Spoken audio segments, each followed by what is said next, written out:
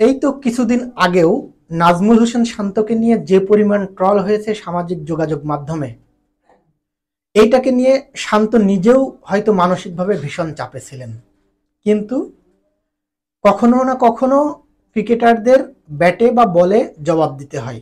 শান্ত কিন্তু সেই জবাবটা দিয়েছেন এবং এমনভাবে দিয়েছেন যে বাংলাদেশের অন্য সব বিখ্যাত বা সেরা ব্যাটসম্যানদেরকেও কিন্তু শান্ত ছাড়িয়ে গেছেন। কিভাবে আপনারা জানেন, বাংলাদেশ শ্রীলঙ্কার সঙ্গে গল টেস্টে যে ড্রটা করেছে, এই ড্রয়ে কিন্তু বড় অবদান শান্তর।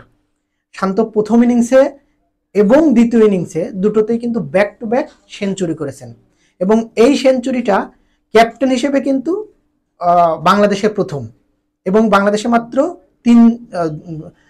মাত্র দুইজন ব্যাটসম্যানের এই ব্যাক টু ব্যাক সেঞ্চুরি আছে, যেখানে মমিনুল হক তার একবার আর শান্তর দুইবার।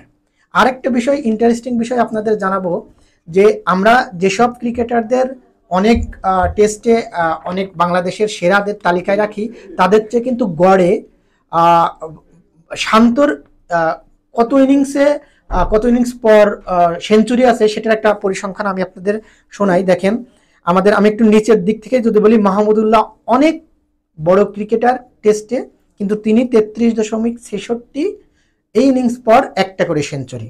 মোহাম্মদ আশরাফুল, উনিও বাংলাদেশের সর্বকনিষ্ঠ সেঞ্চুরিয়ান, 31.88 এই ইনিংসের পর একটা সেঞ্চুরি, অর্থাৎ প্রায় 32 ইনিংস পর সেঞ্চুরি। এটা টেস্টের হিসাব বলছি।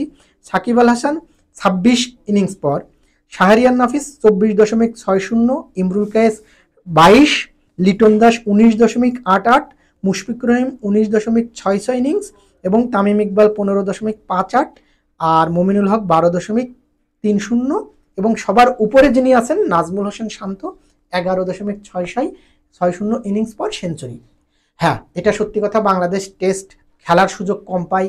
আইসিসিতে যে ট্যুর সূচিটা থাকে, সেই সূচিতে বাংলাদেশকে সুযোগ কম দেওয়া হয়। বাংলাদেশ যে সুযোগগুলো পায় সেই সুযোগগুলো সবসময় কাজে লাগাতে পারে না। তারপরেও কিন্তু নাজমুল হোসেন শান্ত এই যে সুযোগগুলো কাজে লেগেছেন, আমার মনে হয় তাকে নিয়ে ট্রল করার দিন প্রায় শেষ হয়ে এসেছে।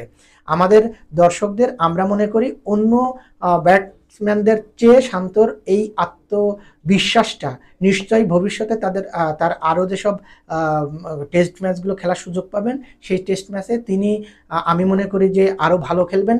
হ্যাঁ, এটা সত্যি কথা, শান্ত ডাবল সেঞ্চুরি করতে পারেন নাই, কিন্তু আমরা চাইবো যে শান্তর ব্যাট থেকে ডাবল সেঞ্চুরি আসবে এবং তার এই যে গড় ইনিংসের যেটা বললাম যে 11.60 ইনিংসের পর একটা করে সেঞ্চুরি আসছেন, এটা কমিয়ে অন্তত 5-এর নিচেই যেন আনতে পারে, তাহলে কিন্তু আমি অন্তত মনে করি যে শান্তর এই ট্রলটা আরও কমে আসবে। আর একেবারেই শেষ কথাটা বলবো যে শান্তকে নিয়ে আর ট্রল নয়, আমরা অবশ্যই শান্তকেই আমরা পাশে থাকবো শান্তর। আর আমার এই ভিডিও যদি ভালো লাগে অবশ্যই চ্যানেলটি সাবস্ক্রাইব করবেন। ধন্যবাদ।